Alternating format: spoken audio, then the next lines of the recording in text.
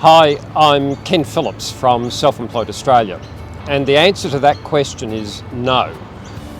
The Not Above the Law campaign is not about picking on the Premier, and it's certainly not about politics. Ultimately, the Not Above the Law campaign is about equality. It's about treating every Victorian exactly the same under the law. The government's hotel quarantine program failed to keep Victorians safe. 801 people lost their lives. That's not my opinion. The government's own inquiry into hotel quarantine found the system was unsafe. Or to use the words from the government report, it was a disaster waiting to happen. 801 lost lives. That's the definition of a disaster. As I said in my last video, the government-run quarantine program should be treated just like any other business under work safety laws. So who was the boss? Well, under the hotel quarantine program, the Premier said that he was responsible. Under the law, responsibility is for everything that happened and everything that didn't happen in those hotels. And that's the crucial bit. When it comes to work safety laws in Victoria, bosses are responsible for what they do as well as what they don't do. The government's program was unsafe. That's the evidence. It didn't protect Victorians. Bad management let the virus escape the hotels and 801 people died. The Premier authorised the program. The program managers reported to him. The Premier was the top boss. So let's talk about how this disaster happened.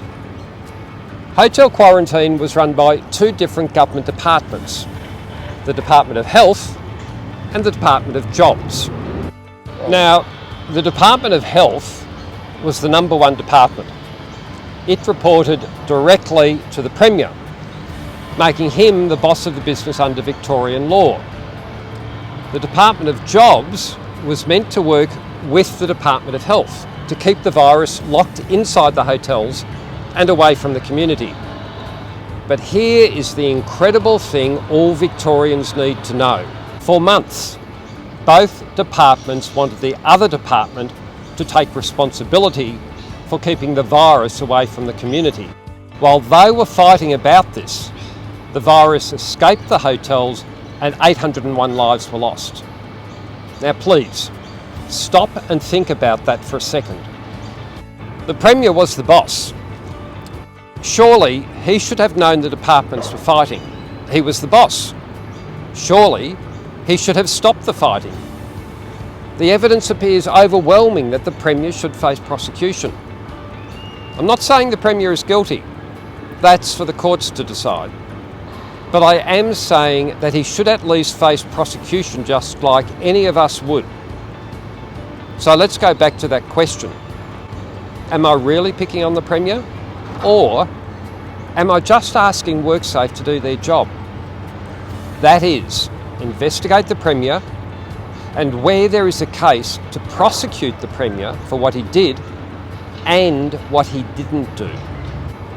If democracy is going to work, we all have to be treated equally under the law. From the Premier down, no one can be above the law. I'm Ken Phillips from Self-Employed Australia. Please subscribe and share this video with anyone who cares about democracy and justice. Please support the campaign by visiting notabovethelaw.com.au.